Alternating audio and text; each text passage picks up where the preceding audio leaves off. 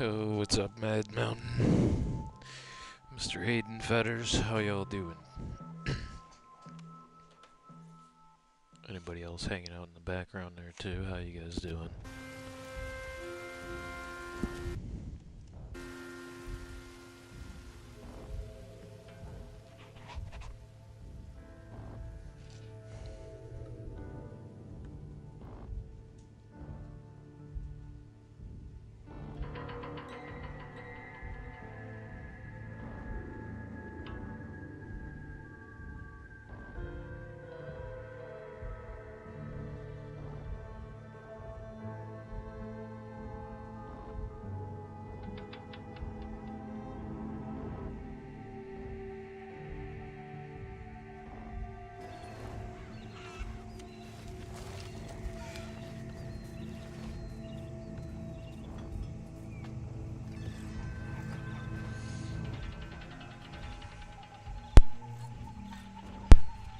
Not doing too bad, Hayden.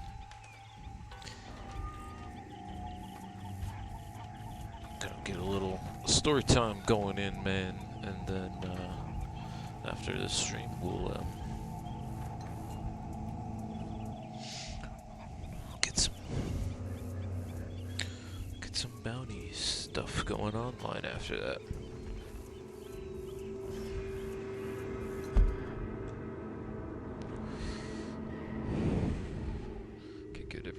The last time I did it, it's saved, so we're gonna go ride.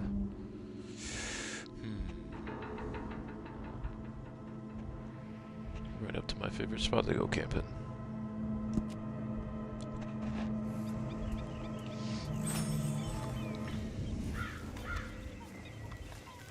Yeah, Hayden, I don't know if you were here for last Sunday.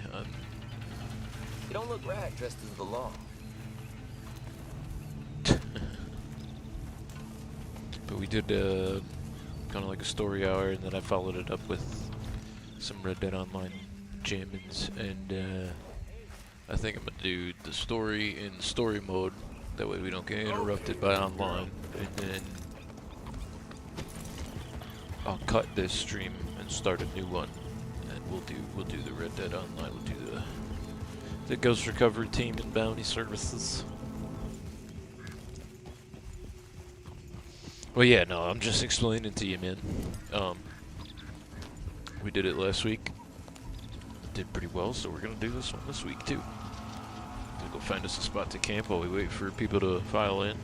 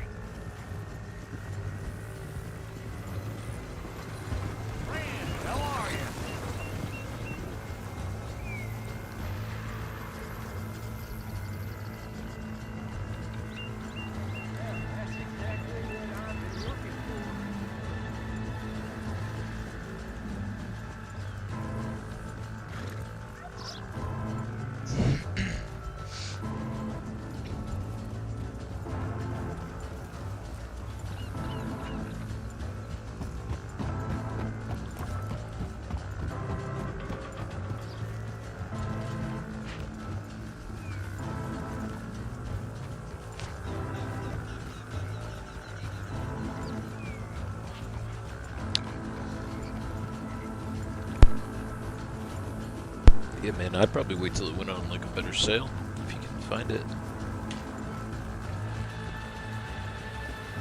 If you could be a little bit patient, but yeah, it'll go, I'm sure it'll go on sale. You're on console though, right, Hayden? Yeah.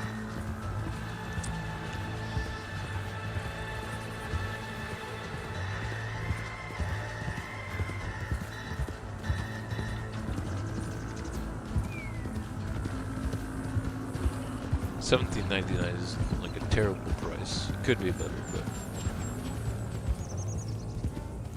yeah, yeah.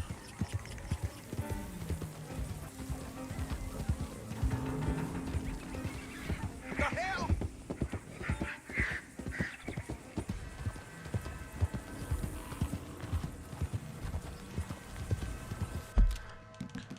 Turn the score down in the story mode because I got some audio going in the background specifically for this. Put some of the Undead Nightmare ambient music. Rachel, what's going on, man? Yep. How you doing? How was your gig? How was your piano gig, man?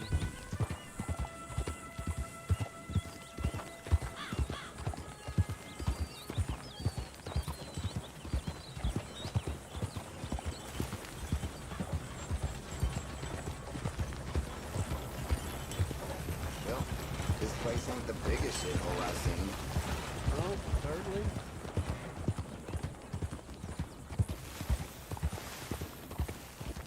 And also, if it's not too late after story hour here, you'd be interested in joining me and Papa Smurf out on the road.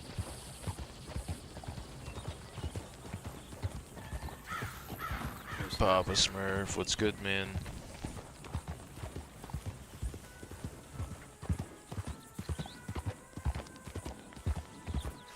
Downtown is ghost town, but you still had a decent crowd. Good money, can't complain. Hey, got paid to make some music, right?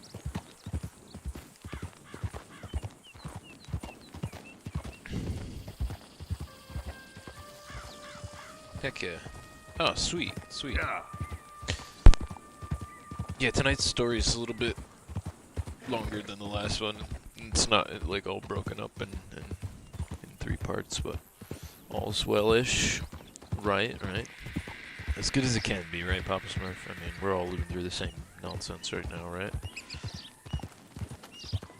Hey, Strawberry, what's up, man? How you doing? You ready for tonight's story?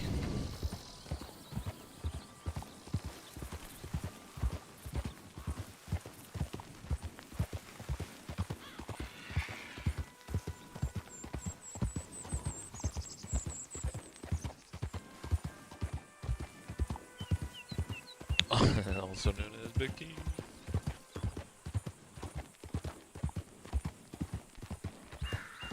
The Bikini of Ghost Team.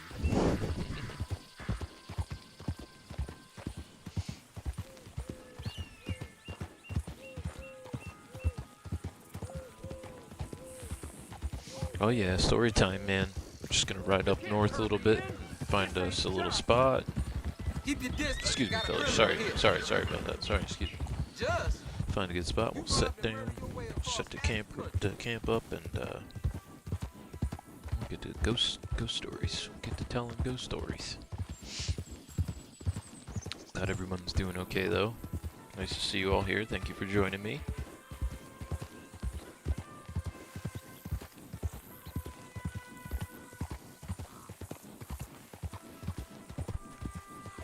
Rachel and Papa, I look forward to hooking up with you guys on the trails here once we're done. It'll be a lot of fun. Yeah. Easy.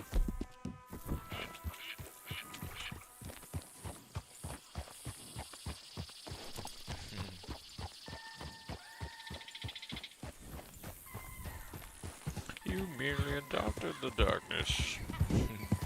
I was born in it. No, I'm just kidding. Batman. Hello.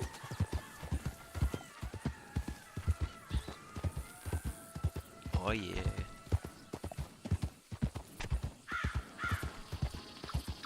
I wish that like online was more stable, because I think it'd be even more fun to like sit by the fire with all you guys, kind of just chilling around the fire in the background too. You know what I mean? Just add that little bit of extra ambience.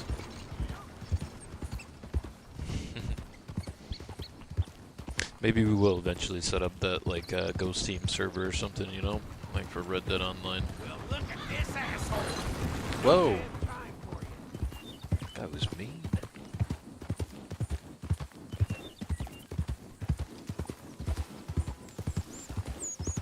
Oh, you watched the ad on the last live stream? 2 of them? Thank you, Hayden. I appreciate you sitting through those things. I know they suck, man, but that helps me out, brother, so thank you.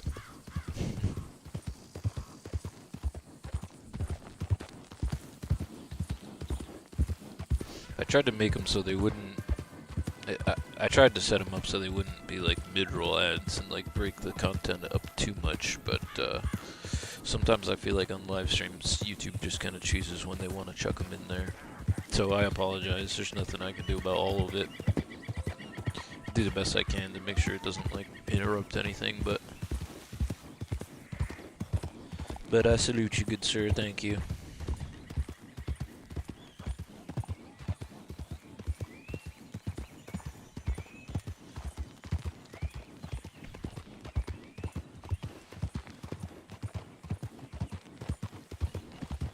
Whole lot of ugly business here.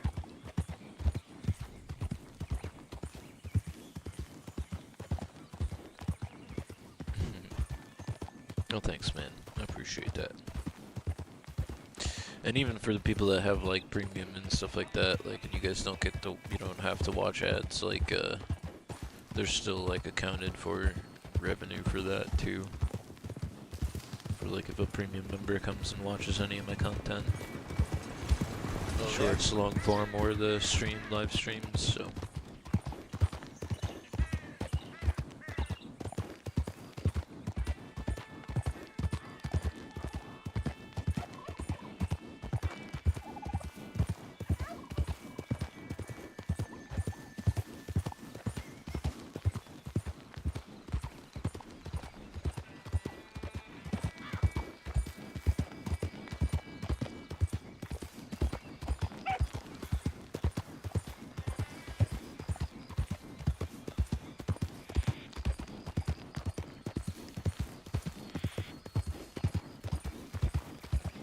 Making our way up north. We're almost at the camp now. I didn't read the sign. I missed it.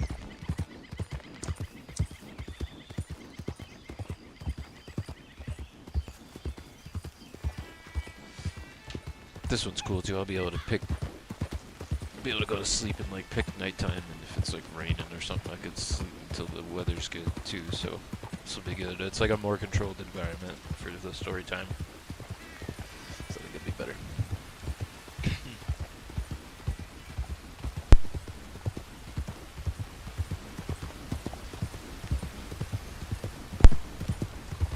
Yeah, Rachel, same here. I have premium because I don't usually use Netflix. I don't usually. Uh-oh, this guy's up in our camping spot too, so we're gonna have to help him out, man. But yeah, I don't use a lot of the other like stuff that people watch stuff on either, so I have premium, and it works out.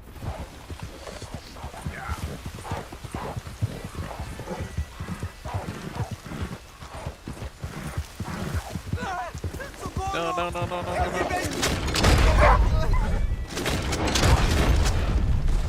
Shit, did it get you, dude? He got you. Shit. I'm sorry, dude. Ayúdeme. Just gonna throw the health carrier away. I got some medicine. Medicina. ¿Ya para qué? Should've given him the whiskey.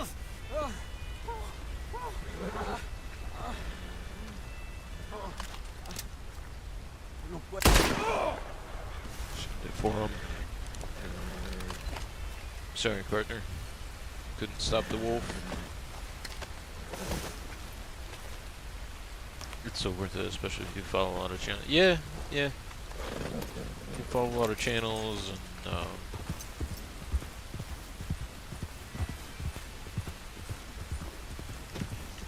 they also have like a movies section. And I think on premium too, you get some movies free that you wouldn't normally. It's cool for that. I like Easy watching it. now. Yeah, I should have gave him the whiskey. I know, Papa. I know. Should have gave him the whiskey and a shot, but that's alright.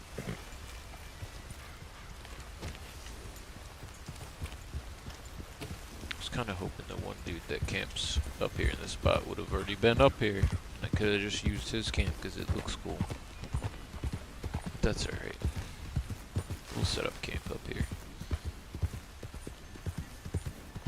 Hopefully this There we go. sets it in like a good spot though.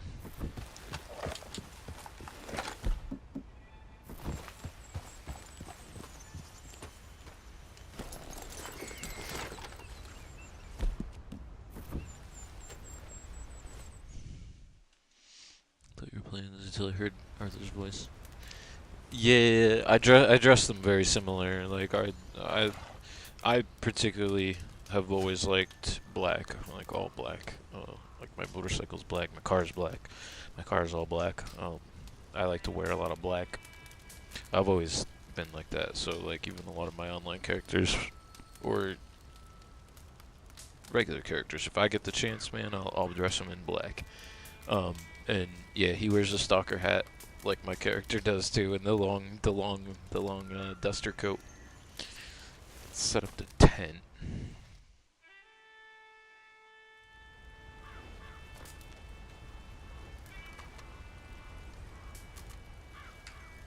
We'll come out of the tent, sit by the fire.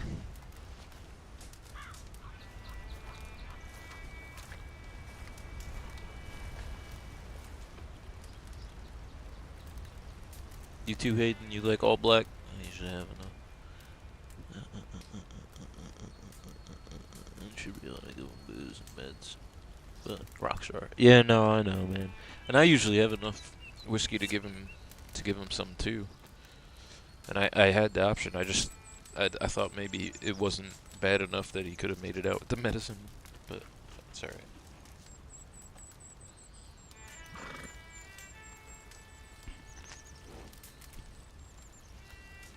Yeah, I like all black too, Hayden. I've always kind of liked it.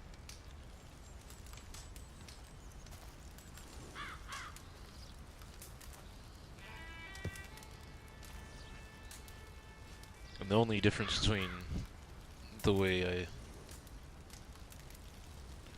keep Arthur's face and I keep my character's face in online too is like my character's face in online is kind of how I usually try to keep my face, but when my stuff starts growing out is how I shave Arthur's face.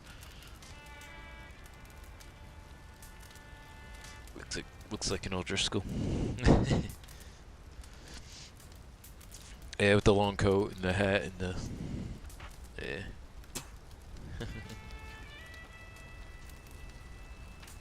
Just bought a new poncho. I can't wait to show the posse. Got too many outfits now though. And I've been spending so much on the clothes. Hey, dude, that's part of what the Red Dead experience is for. I had one person one time tell me, she was like, "Oh, you're a bunch of grown men that like to play dress up online." Like, yeah, dude, hell yeah. I love my outfits. I love messing with the outfits, man. And when I finally got it like just right too, like I always end up coming right back to it.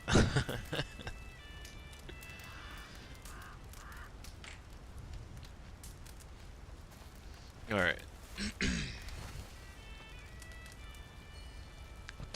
What time is it in game here?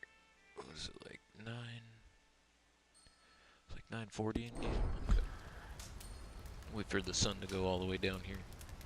The stars come out a little bit. Yeah, oh no. Ain't nothing wrong with it. Ain't nothing wrong with that at all, man. But like I said too, once you get your look just right the way you want it. I mean, I have like a bunch of different outfits, and like I have more outfits than slots, dude. And I have like a couple outfits that I'll wear like for the most part, and like I'll make an outfit and I'll wear it for a little bit, and then I'll just end up going right back to my favorite one anyway. Oh hell yeah, we'll have to get a little fashion show going on at camp once we get online here. Alright, ghosts. You guys enjoy the chat. I'm gonna open up this story here so I can start telling you our story. Give you a little bit of backstory ahead of time too. Here, let me get some coffee. Get a sip of coffee real quick.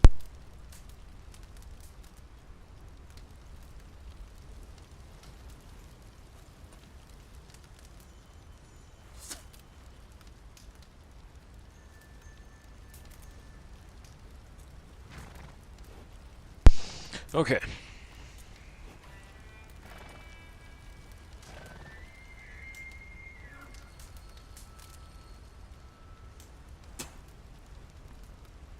So the corpse light story is kind of a famous one, and it's definitely from the sort of like, you know, Victorian era, like 1800s, towards the end of the 1800s anyway. There's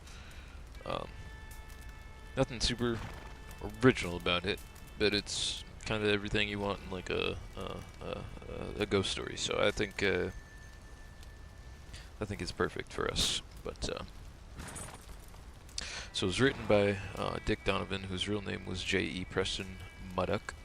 Born in England in 1843, he passed away in 1934.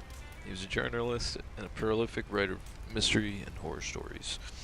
The story was written in 1899 and is now in the public domain and has been added as an honorary story to the fiction section. That's probably for the place that I'm like reading it from. Which, in case you guys want to go there, it's writersinitiative.com. Alright. The corpse light. My name is John Patmore Lindsay. By profession, I'm a medical man and a fellow of the Royal College of Surgeons and member of the Royal College of Physicians in London. I'm also the author of numerous medical works, best known perhaps being How to Keep in Good Health and Live Long.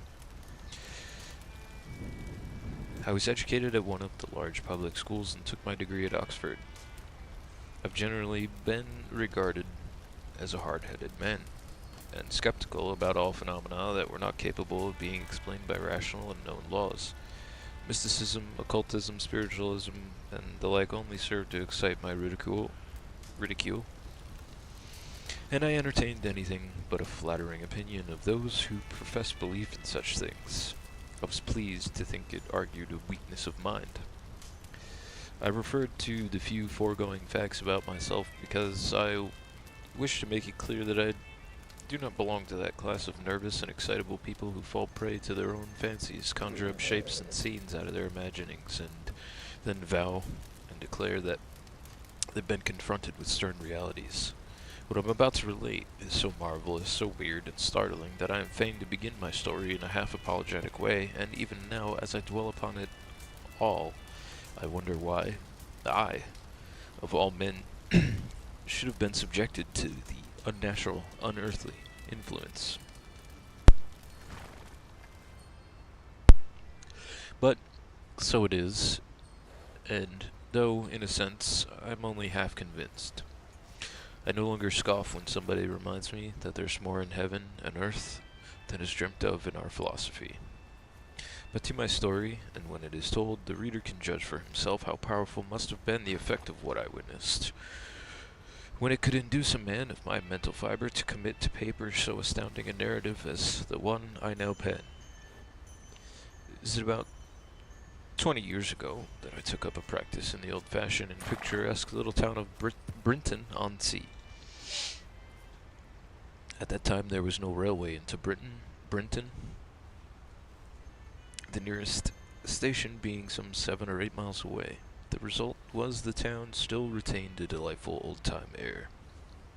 While the people were as primitive and as old-fashioned as their town, nevertheless Brinton was far ahead of its neighbors, and though in a purely agricultural district, was enterprising and businesslike. While its weekly Tuesday market brought an enormous influx of the population of the district for miles around, and very large sums of money changed hands.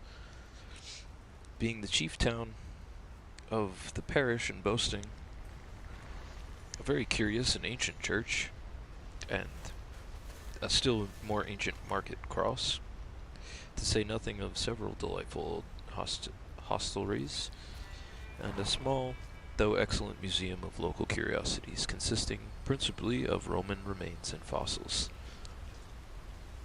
for which the district was renowned. It attracted not only the antiquary and the gourmand, but artists, tourists, and lovers of the picturesque, as well as those in search of quietude and repose. The nearest village was Hialeah, about 3 miles away. Between two places, a wide sweep of magnificent, rolling down, delightful at all times, but especially so in the summer. Many an ancient farmhouse was dotted about with here and there a windmill. The down on the seaside terminated in a high headland, from which a splendid lighthouse sent forth its warning beams over the fierce North Sea.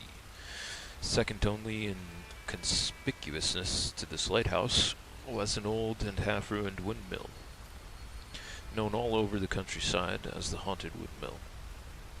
When I first went to live in Brenton, this mill early attracted my attention, for it was one of the most picturesque old places of its kind I had ever seen, and as I had some artistic instincts and could sketch with, as my two flattering friends said, no mean ability, the haunted mill appealed to me. It stood on rising ground, close to the high road that ran between Brenton and Hialeah. I gathered that there had been some dispute about ownership, and as is usually the case, the suckers of the harpies of the law had fastened upon it, so to speak, and drained all its vitality away after the manner of lawyers generally. The old-fashioned legal luminaries of the country were a slow-going set, and for over a quarter of a century that disputed claim had remained unsettled, and during that long period the old mill had been gradually falling into ruin. The foundations had from some cause sunk, throwing the main building out of perpendicular. Part of the roof had fallen in, and the fierce gales of a quarter of a century had battered the sails pretty well to match the wood. To match wood, sorry, so, just whittled it down. A long flight of wooden steps led up to the principal door, but these steps had been rotted away in places.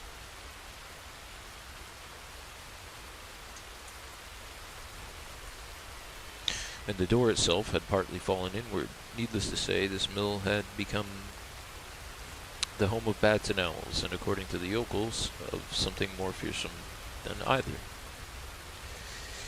It was a forlorn and mournful-looking place, anyway, even in the full blaze of sunshine. But seen in moonlight, its appearance was singularly weird, and well calculated to beget in the rustic mind a feeling of horror, and to produce a creepy and uncanny sensation in anyone susceptible to the influence of outer appearances. To me it did not appeal in any of these aspects. I saw in it only subject matter for an exceedingly effective picture, and yet I am bound to confess that even when transferred to board or canvas there was a certain grim suggestiveness of this thing's uncanny, and I easily understood how the superstitious and unreasoning rustic mind was awed into a belief that this mouldering old mill was haunted by something more creepy and harrowing than bats and owls.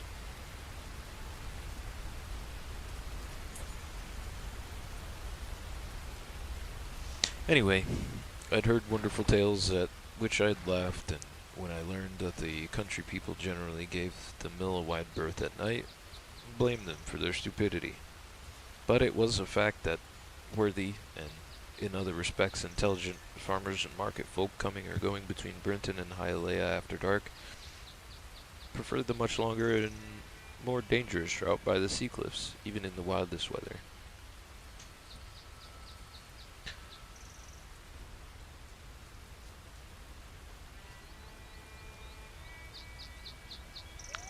I've dwelt thus long on the haunted mill because it bulks largely in my story, as it will presently be seen, and I came in time to regard it with scarcely less awe than the rustics did. It was during the second year of my residence in Brinton that a young man named Charles Royce came home after having been absent at sea for 3 years. Royce's people occupied Gorse Hill Farm about 2 miles south of Brinton. Young Charlie, a fine, handsome, but rather wild youngster, had, as it appears, fallen desperately in love with Hannah Trousel, who was a domestic in the employ of the rector of the parish. But Charlie's people did not approve of his choice, and thinking to cure him, packed him off to sea. And after an absence of 3 days,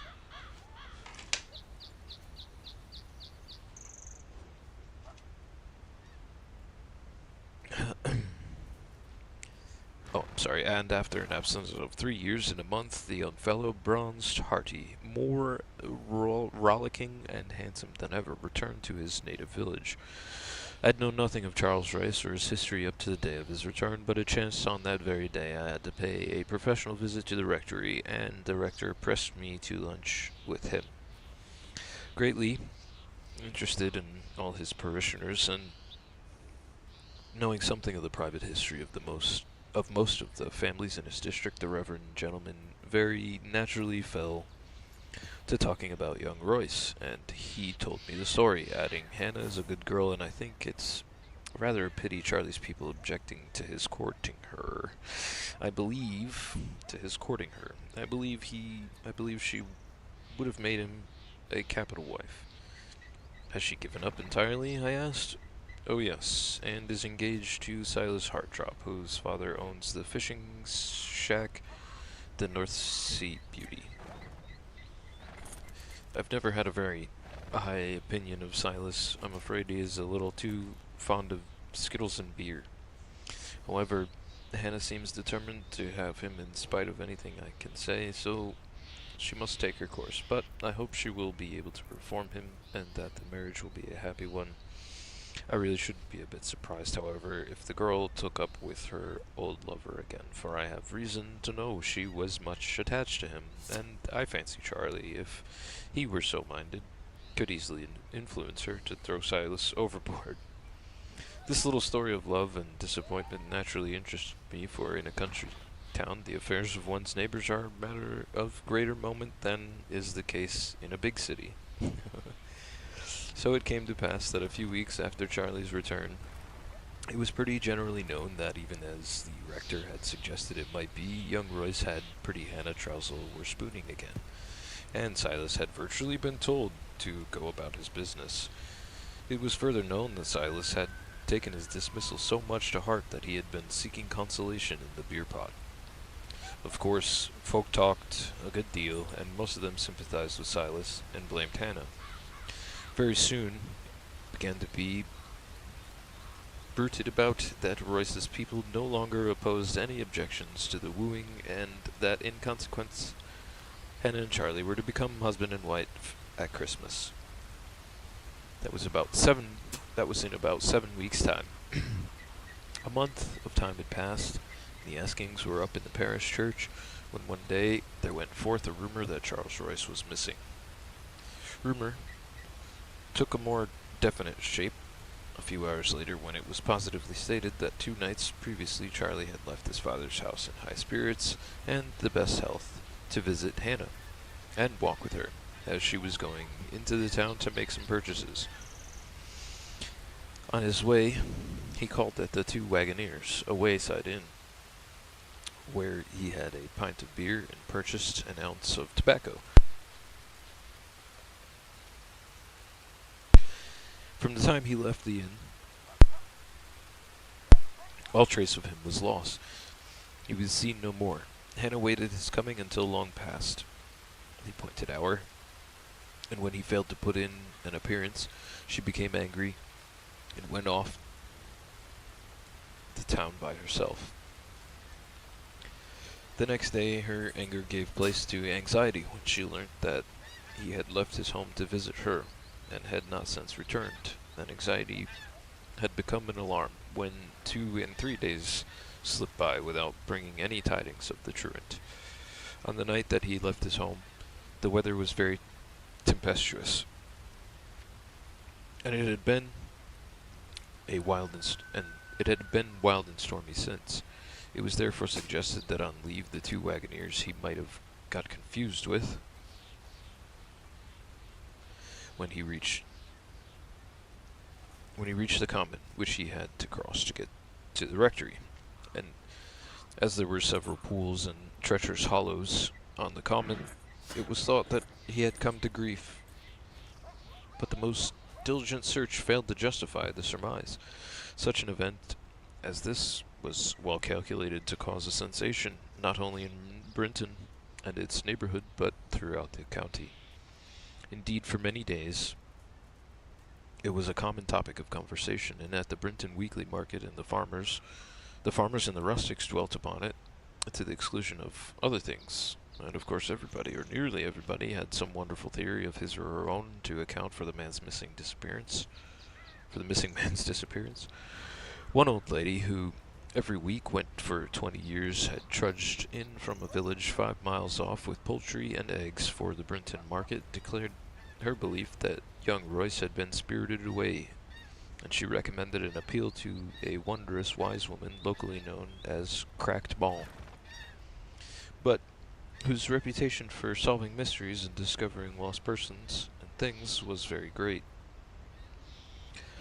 Ultimately, Royce's people did call in the services of this ancient fraud, but without any result, and despite of wide publicity and every effort on the part of the rural and county police, to say nothing of 101 amateur detectives, the mystery remained unsolved. Charles Royce had apparently disappeared from the face of the earth, leaving behind not a trace.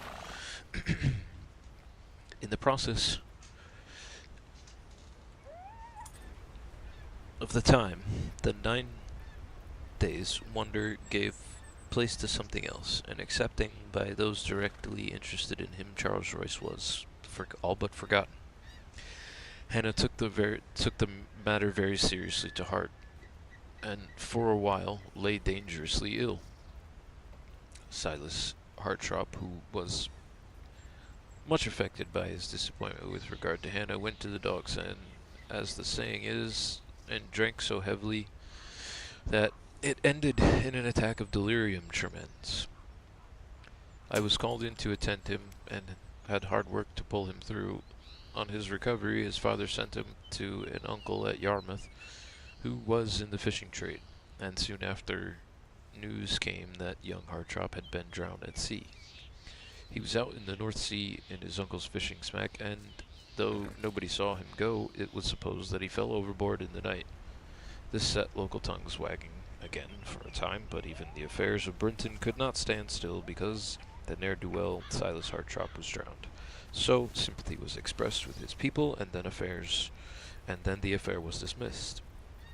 About 2 years later, I received an urgent message late one afternoon to hasten with all speed to Hialeah to attend to the squire there, who had been taken suddenly and, as report said, seriously ill. I had had rather a heavy day of it, as there had been a good deal of sickness about for some time past, and it had taken me several hours to get through my list of patients. I had just refreshed myself with a cup of tea, and was about to enjoy a cigar when the message came. Telling him to ride back as quickly as possible and say that I was coming, I busied myself with a few important matters which could be attended to, as I might be absent for some hours. I then ordered my favorite mare, Princess, to be saddled. I set off from Brinton soon after 7. It was a November night, bitterly cold, dark as Erebus. While every now and then violent squalls swept the land from seaward, Princess knew the road well, so I gave the mare her head, and she went splendidly until we reached the ruined mill, when suddenly she reeled around with abruptness that, though I was a good horseman, I was nearly pitched from the saddle. At the same moment I was struck in the face by something that seemed cold and clammy. I thought at first it was a bat, but remembered that bats do not fly in November. An owl would not have felt cold and clammy. However, I had little time for thought, as my attention had to be given to the mare. She seemed be disposed to bolt and was trembling with fear. Then, to my intense astonishment, I noticed that what seemed to be a large luminous body lying on the roadway. It had the appearance of a corpse, illuminated in some wonderful and mysterious manner. Had it not been for the fright of my mare, I should have thought I was the victim of some optical delusion, but Princess evidently saw the weird object and refused to pass it. So impressed was with the idea that a real and substantial body was lying on the road, notwithstanding the strange unearthly light, that I slipped from the saddle, intending to investigate the matter, when suddenly it disappeared, and the cold and clammy something struck me in the face again. I confess that for the first time in my life I felt a strange, nervous, unaccountable fear. I say unaccountable because it would have been difficult for me to have given any explanation of my fear. Why and of what I was afraid of. Now, whatever the phenomenon was, there was the hard, stern fact to face that my horse had seen what I had seen and was terrified. There was something strangely uncanny about the whole business, and when a terrible squall, bringing with it sleet and rain, came howling from the sea, it seemed to emphasize the uncanniness. And the ruined mill, looming gaunt and grim in the darkness, caused me to shake with an involuntary shudder. The next moment, I was trying to laugh myself out of nervousness. Princess and I, mentally argued, have been the victims of some atmospheric delusion. That was all very well, but there's something cold and clammy that struck my face, and which may have struck the mare in the face also. It was no atmospheric delusion. With an alacrity I did not often display, I sprang into the saddle, spoke some encouraging words to the mare, for she was still trembling, and when she bounded forward, the haunted mill was behind me. I experienced a positive sense, or some sort of relief. I found my patient at Hialeah in a very bad way. He was suffering from an attack of apoplexy, and though I used all my skill on his behalf, he passed away towards midnight. His wife very kindly offered me a bed for the night, but as I had important matters to attend to early in the morning, I declined the hospitality, though I was thankful for a glass or two of generous port wine and some sandwiches. It was 12:30 when I left the house on my return journey. The incident by the haunted mill had been put out of my head by the case I had been called upon to attend, but as I mounted my mare, the groom who had brought her round from the stable said, "It be a bad night, doctor, for riding. The kind of night when dead things come out of their graves." I laughed and replied, "Tom, lad, I am surprised to hear you talk such rubbish. I thought you had more sense than that." Well, I tell ye that... I tell ye what, doctor. If I had to ride to Brinton tonight, I'd go by the cliffs and chance being drowned rather than pass yon old mill. Those words for the moment unnerved me, and I honestly confess that I resolved to go by the cliffs. Dangerous as that road was in the dark, nevertheless I laughed at Tom's fears and ridiculed him, though when I left the squire's grounds I turned the mare's head toward the cliffs. In a few minutes I was ridiculing myself. "John Patmore Lindsay," I mentally exclaimed, "you are a fool. All your life you've been ridiculing stories of the supernatural, and now, at your time of life, you are going to allow yourself to be frightened by a bogey. Shame on you." I bucked up, grew bold, and thereupon altered my course, got onto the high road again. There had been a slight improvement in the weather. It had ceased to rain, but the wind had settled down into a steady gale, and screeched and screamed over the moorland with a demoniacal fury. The darkness, however, was not so intense as it was, and a star here and there was visible through the torn clouds, but it was an eerie sort of night, and I was strangely impressed with the sense of my loneliness. It was absolutely unusual for me to feel like this, and I suggested to myself that maybe my nerves were a little unstrung by overwork, and the anxiety of the squire's illnesses had caused me. And so I rode on, bowing my head to the storm, while the mare stepped out well. and I anticipated that in little more than half an hour I should be snug in bed. As we got abreast of the haunted mill, the mare once more gibbed and all but threw me. And again I was struck in the face by this cold, clammy something. I've generally prided myself on being a bold man, but my boldness had evaporated now, and I almost think my hair rose on end as I observed that the illuminated corpse was lying in the roadway again. But now it appeared to be surrounded by a lake of blood. It was the most horrible, weird, marrow-curdling sight that ever human eyes looked upon. I tried to urge Princess forward, but she was stricken with terror, and wheeling right around, setting off towards Hyalea again. But once more I was struck in the face by the invisible something, and its cold and clamminess made me shudder, while there in front of us lay the corpse in the pool of blood. The mare reared and plunged, but I got her head around, determining to make a wild gallop for Brinton and leave the horrors of the haunted mill behind, but the corpse was again in front of us.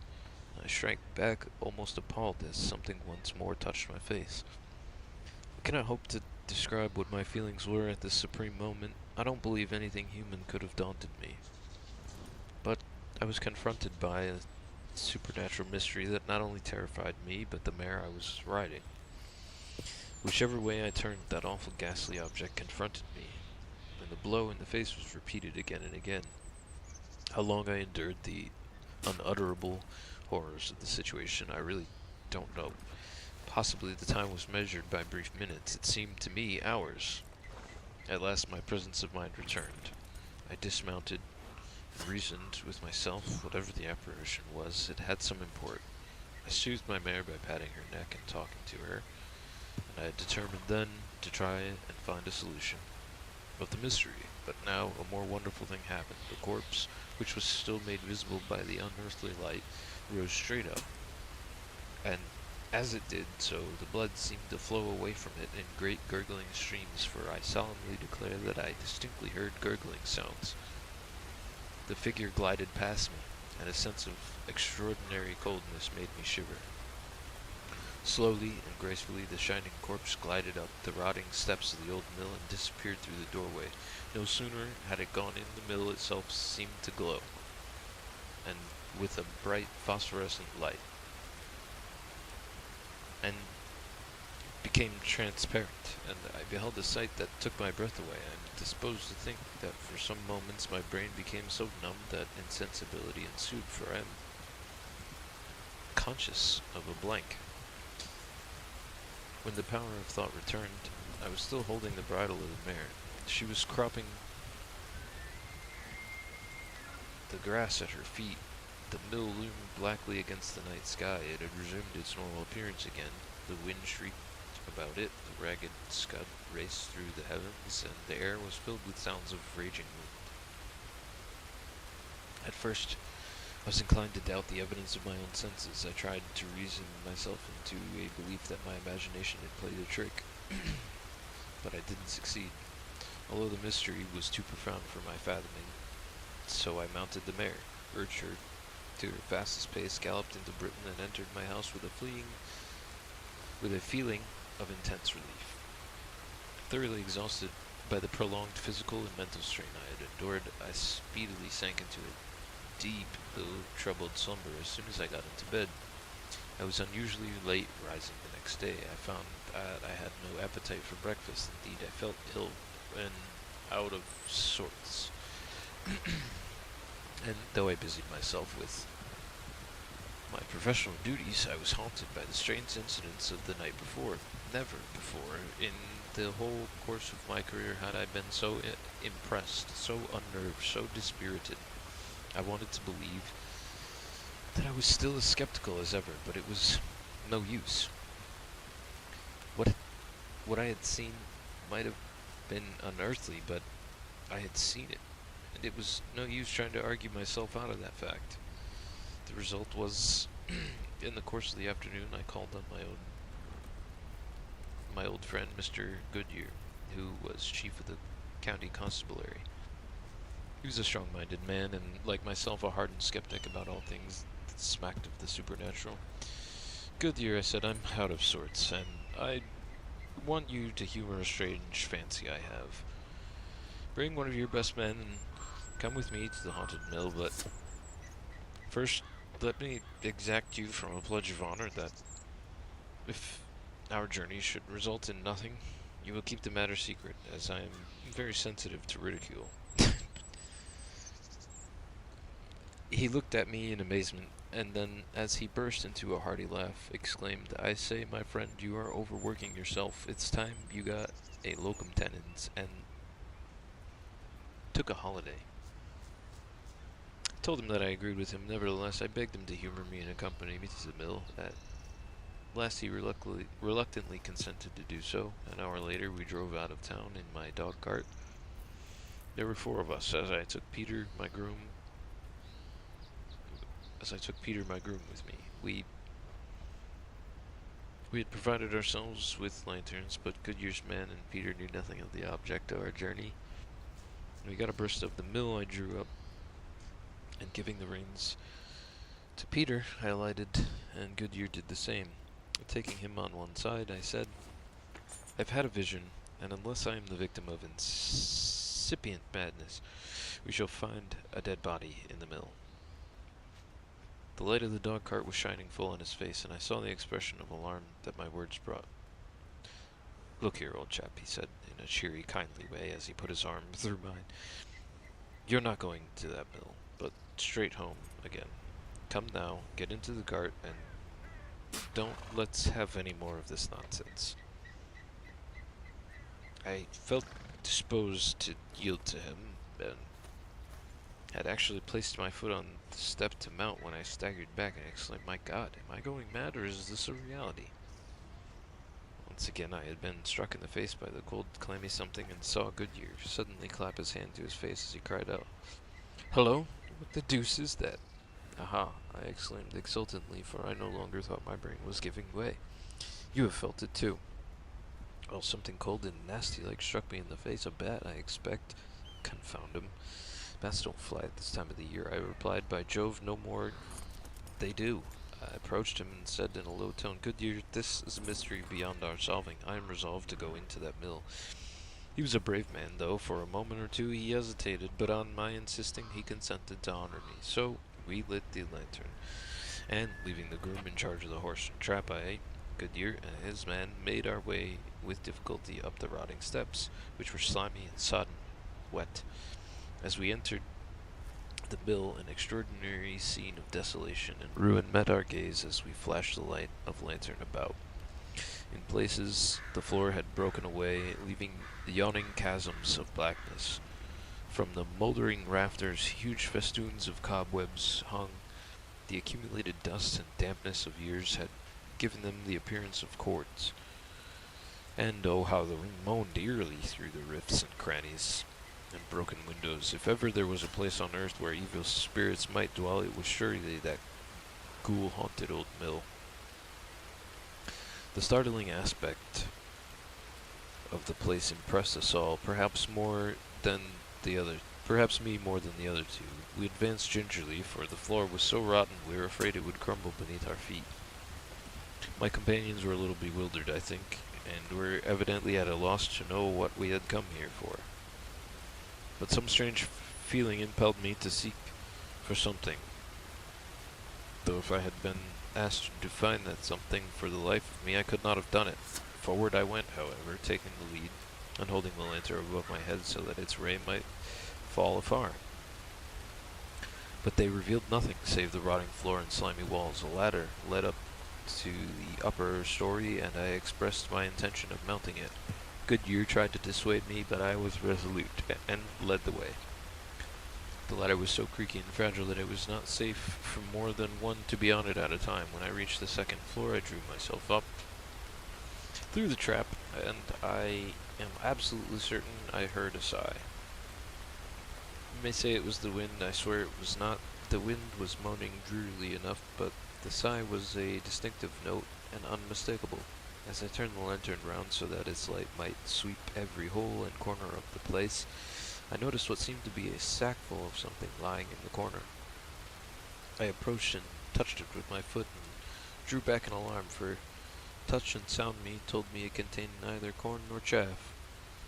I waited until my companions had joined me and then said to Goodyear, "Unless I am mistaken, there's something dreadful in that sack." He stooped and placed his hand on the sack, and I saw him start back. In another moment he recovered himself, whipping out his knife to cut the string which fastened up the mouth of the sack, and revealed a human skull with the hair and shriveled mummified flesh still adhering to it. "Great heavens!" he exclaimed. "Here is a human body!"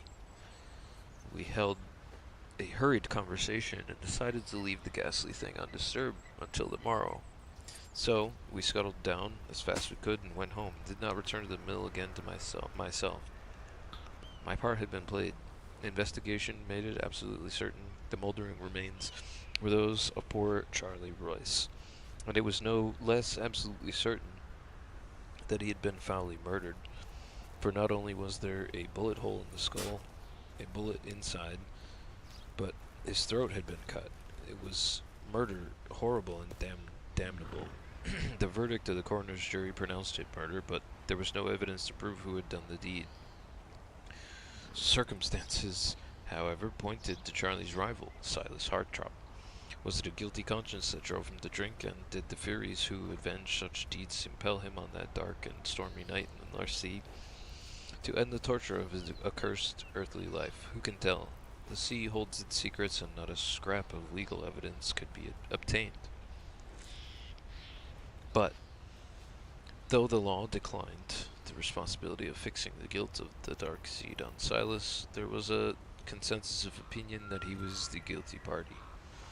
It was a mystery, but the greatest mystery of all was that I, the skeptic, should have been selected by some supernatural power to be the instrument for bringing the foul crime to light. For myself, I attempt no further explanation. I've told this true story, let those who can explain it. I admit now that there are far more things in heaven and earth than are dreamt of in our philosophy.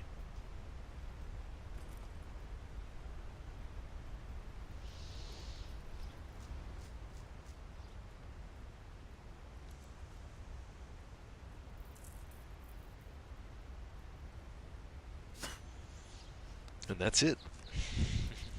The end. Hope you guys enjoyed it.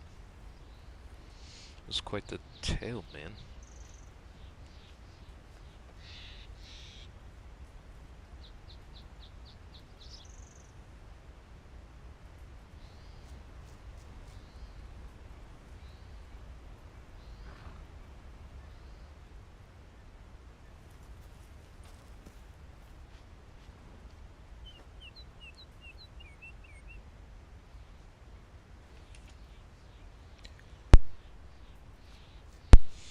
Well, ghosts, I hope you guys enjoyed that.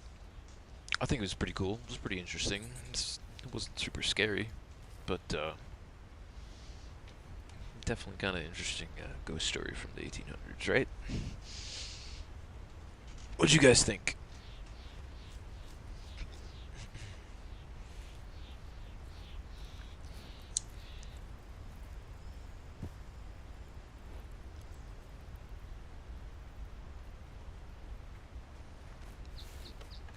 No vengeance from the grave, I'm appalled. I know, right? The same here, man.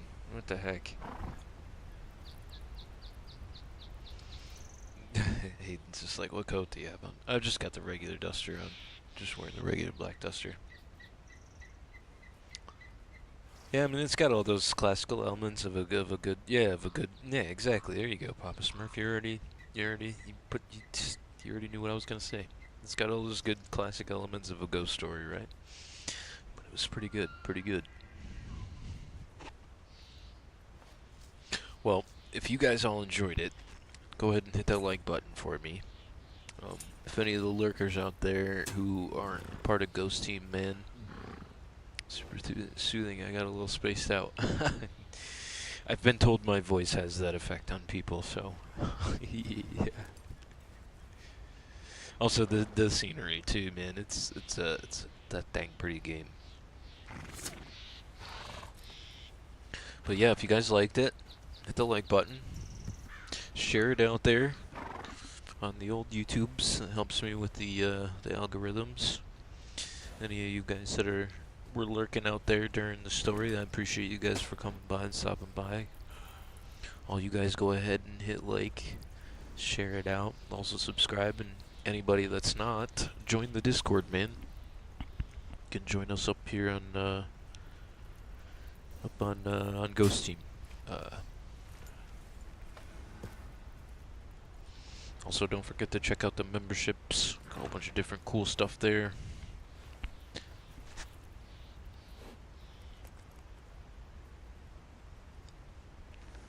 Got 3 tiers. Oh, thanks, Rachel. Thank you. Got a super chat from Rachel. Thank you. Thank you so much, man. I appreciate that.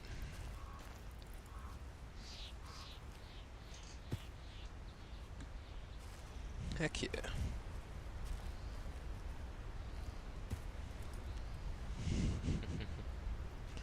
Thank you so much.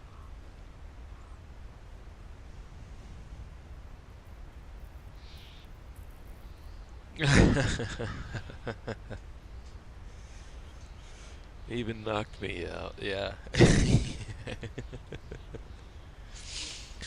I know, I'm gonna have to start trying to see if I could do some of those, get on some of those apps where they, pay you to, like, read stories or whatever. Or just keep doing this every Sunday, you know?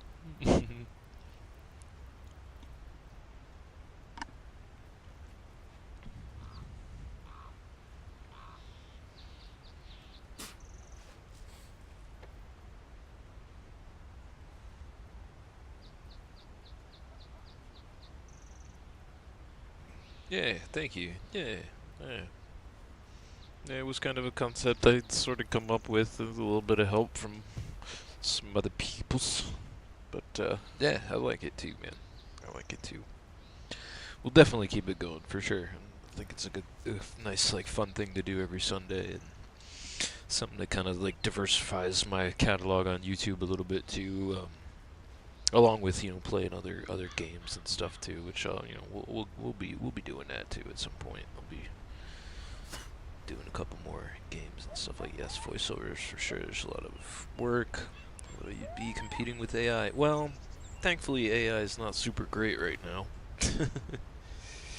and a lot of authors. Well, yeah, because they're the ones that they're humans that wrote it, and 100%. I've always been interested in doing kind of voiceover work too. Ever since I was young, I've always done like accents and stuff like that, and all kinds of stuff, like just like mimicking voices and all kinds of stuff. I've always loved doing that, and I've always had like a deep love for language and storytelling and all that stuff too. That's why a lot of my degree kind of focused on language and stuff like that when I was in college. So, language, art, architecture, literature. Those were a lot of the big focuses of my my college career. Getting my bachelor's degree. Yup, same. Yeah. And of course, music too. I've always loved the music. Has always been another thing that adds to that. That adds to the storytelling. And I've also said too that the good musician can make the instrument sing its own song, its own tune. But theater kid, haha, heck yeah. Yeah, well, I wanted to be a theater kid, but my parents were the type that didn't want to let me do that, so I had to like try to pick better stuff in school. But they couldn't fully stop me, man. I initially went to school for broadcast communications because I studied film and like editing and TV media and broadcasting in school. So I was around, cameras, editing, the switchboard, like editing software, all that stuff for a long time in school because I was like kind of a cinema film nerd, and definitely a little bit of a theater kid too because I at one point when I was in I think middle school or high school I sort of did an after school. I got my bastard's degree from LFU. Yeah. But for a while in I think I said in middle school. I think it was in middle school. I went to the elementary school because middle school got out a little bit earlier than the elementary school, and I went and did like after school, like what they called like a beep program for kids, and me and another kid taught like a drama course after school for kids that were after they got out of school. And that was a lot of fun. That was a lot of fun to do. Our main project thing for them at the end of the year to like present to their parents and stuff was like just basically them playing Whose Line Is It Anyway with one of us as like the host.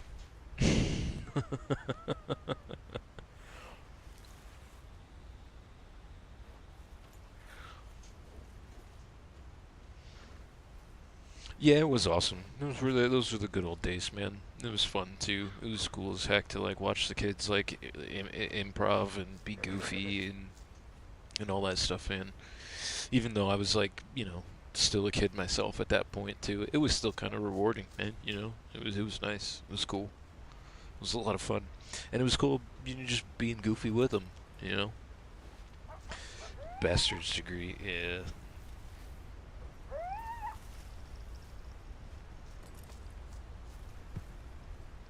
But yeah, man, I mean, I've always been interested in, despite being a like heavy labor construction guy pretty much my entire life, I've always been really interested and had a very like devout side career in all the like artistic stuff of like writing, drawing, music, making films, editing, all that kind of stuff. And part of the ghost character that the YouTube channel is all about is that main character too that I've been working on for a little while. I think Papa's kind of joking there about how I pretty much almost said bastards because I was like mixing masters and bachelors at the same time.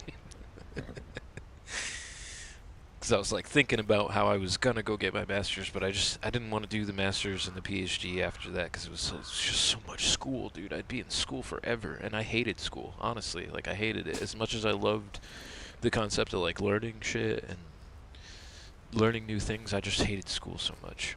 I hated it. But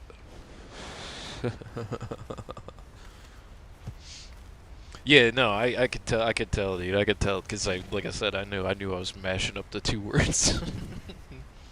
I want a bachelor's degree now.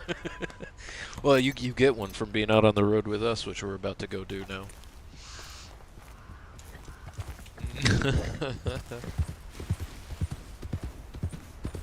So up now. You're okay, girl.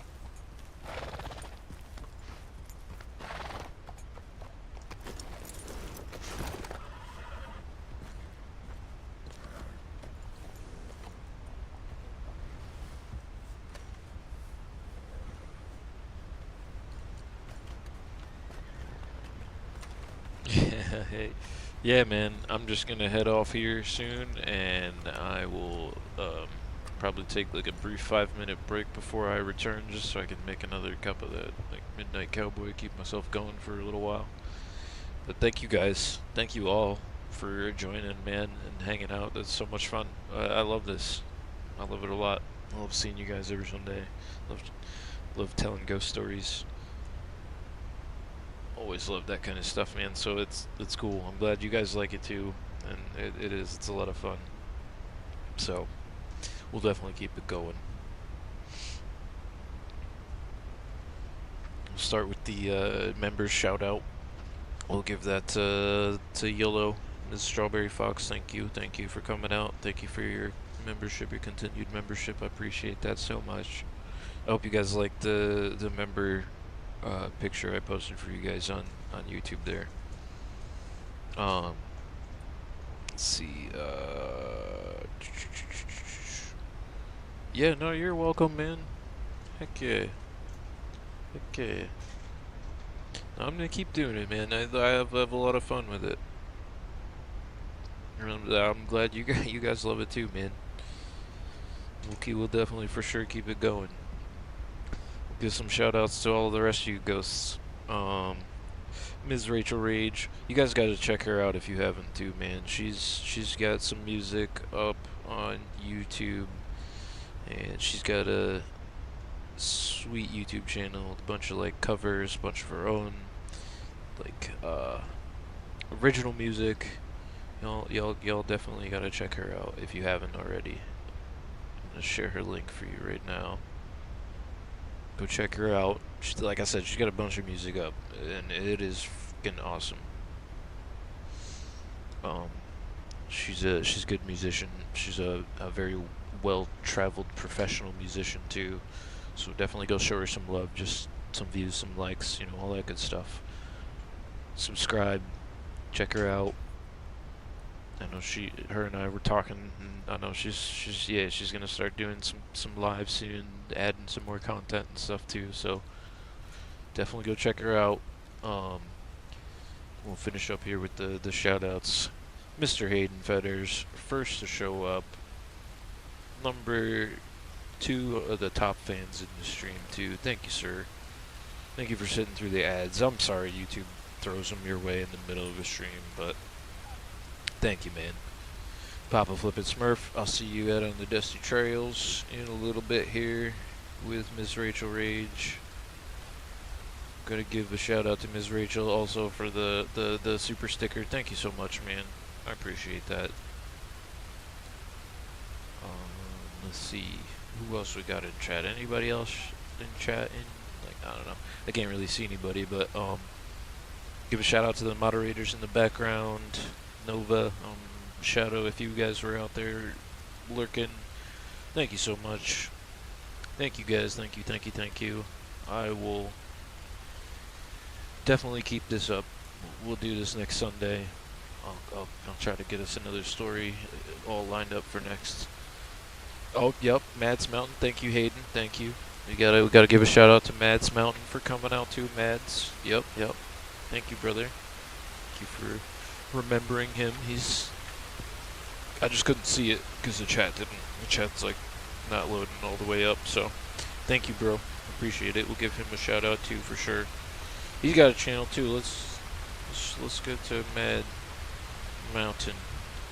Let's put his link in the chat too if you guys want to see his channel. He's growing his channel little by little just like we are here.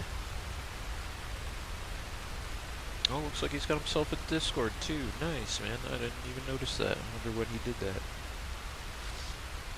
I'll give you guys his YouTube link, and if you want to check out his Discord, that link is on his channel. Chuck that in there for you, Mads. That's the official Mad Mountain. Check him out. Give him a look-see. Give him a subscribe. Show the ghost some love. And yeah. If I forgot anybody, man, sorry. I can't see the chat. Doesn't load all the way up there. But thank you, Hayden. Thank you, everybody else. Haha, nice. Sweet. Ms. Rage, Papa Smurf, I will see you guys out on the trails. Heck yeah. Nice. Hey man, we're all gonna grow together in here, you know? For sure, for sure. But yeah, thank you guys once again. I appreciate y'all. And go ahead and close this out here all together. We'll just reopen it again in a minute, but thank you, Strawberry. Fair seas to you as well. We shall see you in the next one. Yeah, thank you, ghosts. You guys have an awesome night. And if you're gonna spend some of it with the ghost team out on the bounty trails, I'll see you guys there. The rest of you, if you're heading off to sleep, sleep well, rest well, heal up, take care of each other, look after each other. Be nice to each other. We'll catch you in the next one, Ghost.